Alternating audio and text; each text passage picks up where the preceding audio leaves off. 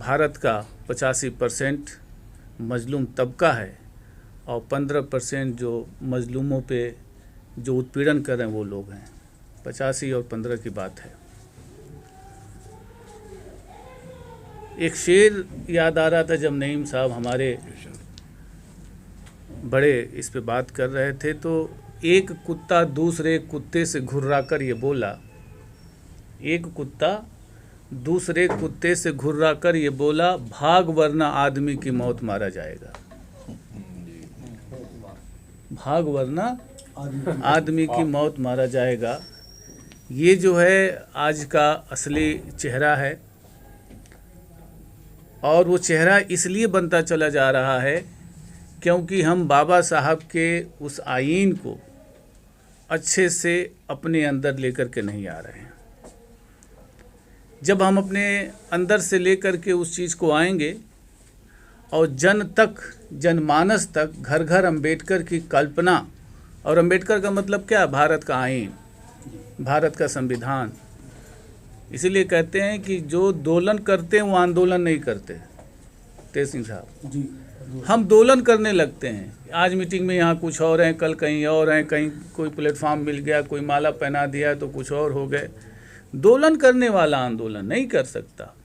बाबा साहब ने कहा कि एक सिंगल लाइन एडमिनिस्ट्रेशन की बात करो, एक लकीर खींच दो, और उस लकीर को खींच के या तो इस पार या तो उस पार। अगर इस पार खड़े हो गए तो इस पार, उस पार खड़े हो गए तो उस पार। ये नहीं कि थोड़ा सा किसी ने भगवान बोल दिया, ऐसा बुला दिया, ऐसे कर दिया तो कल उस पाले में चले गए। जब तक हम सिंगल लाइन एडमिनिस्ट्रेशन की बात नहीं करेंगे तब तक कोई चीज़ नहीं हासिल होने वाली है।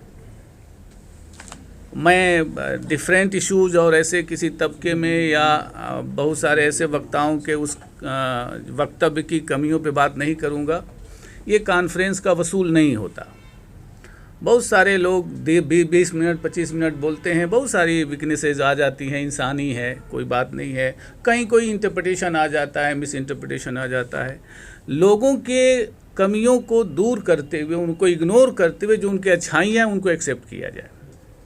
जब हम उनकी अच्छाइयाँ एक्सेप्ट करेंगे तब आंदोलन बढ़ेगा, तब इस राउंड टेबल कॉन्फ्रेंस का असली मकसद पूरा होगा।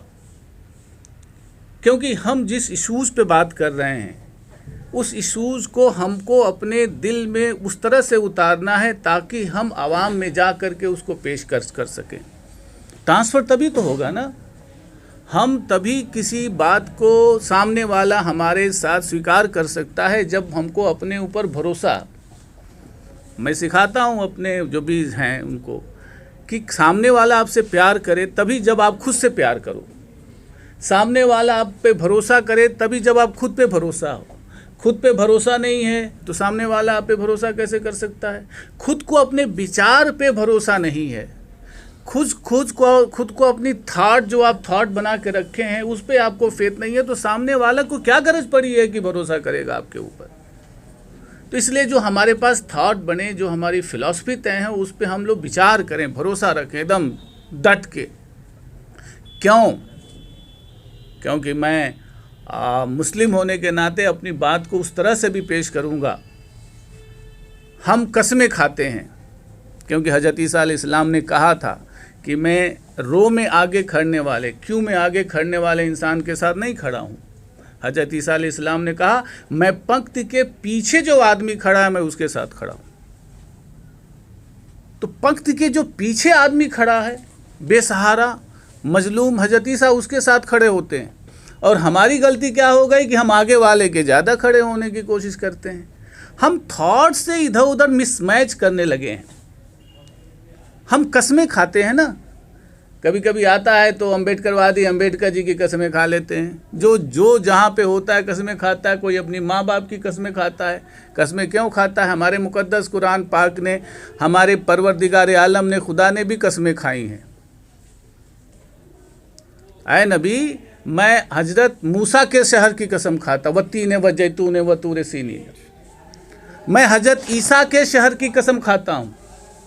आए नबी, हम तुम्हारे शहर की कसम खाते हैं। उसको कसम खाने की रिक्वायरमेंट है नहीं, सुपर पावर को हमको समझाने के लिए, सिखलाने के लिए कसमें खा रहा है। कि मैं हजरत मूसा के शहर की कसम खाता हूँ, मैं हजरत ईसा के शहर की कसम खाता हूँ, ऐ नबी मैं तुम्हारे शहर की कसम खाता हूँ। किस लिए? क्योंकि मैंने इंसान को सबसे खूबसूरत बनाया, मैंने इंसान को सबसे बेहतरीन बनाया। वतीन वजैतून वतूर सीनीन वहाजल बलदल अमीन लक़द खलक़नल इंसाना फ़ी अहसन तक़वीम। हमने इंसान को खूबसूरत बनाया, बेहतर बनाया। और उस इंसान में सिर्फ आप ही नहीं हो, यानी सिर्फ मुसलमान जो इस्लाम के मानने वाले हो, जो इंसान हैं, और इंसान उनसे बना है। उनका मतलब होता है मोहब्बत, यानी जिसके अंदर एक दूसरे की मोहब्बत नहीं है वो इंसान नहीं है। इसलिए आप सभी ने कहा था वो इंसान हो ही नहीं सकता। वो क्या हो सकता है? जानवर हो सकता है। जिसके अंदर मोहब्बत है वही इंसान कहलाने का हकदार है। अगर हम किसी को कास्ट की बुनियाद पे, अगर हम किसी की और की बुनियाद पे अगर हम उसकी मोहब्बत की बात नहीं करते हैं तो फिर हम इंसान कहलाने के हकदार नहीं है।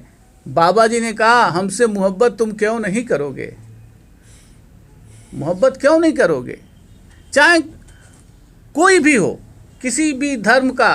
मेरा तो ये मानना है कि जो धर्म वाला है उसकी बात ही, यानी यहाँ पर धर्म की बात ही नहीं हो रही है, यहाँ सिर्फ इक्वलिटी की बात हो रही है, यूनाइट होने की बात हो रही है। बाबा ने कहा था कि मेरे अंदर क्या है, और उन्होंने काबिलियत दिखाई है वर्ल्ड मार्केट में।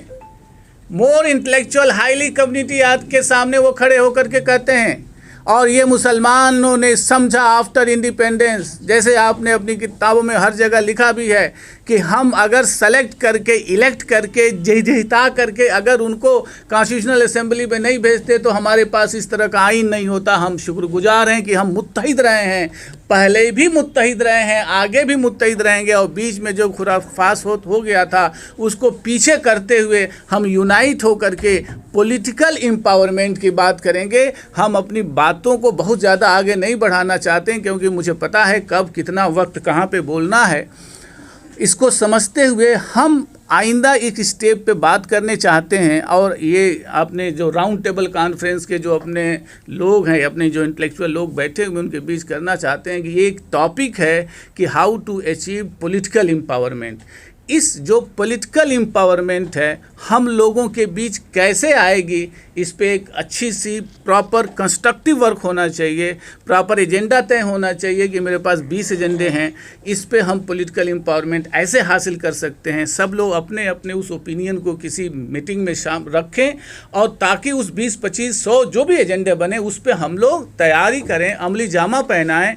बातों से न बदली है किसी कौम की तकदीरें, बिजली के चमकने से अंधेरे नहीं जाते। अंधेरा कायम करना हो तो परमानेंट लाइट चाहिए। तभी भगवान बुद्ध ने कहा था अपो दीपो भव, खुद को दीपक बना लो। जब तक खुद आदमी अपने अंदर दीपक नहीं बनाएगा परमानेंट रोशनी कभी नहीं आएगी। इसीलिए हम लोग इस एजेंडे पे बात करें, इंशाल्लाह कामयाबी मिलेगी। बहुत बहुत शुक्रिया आप सभी का।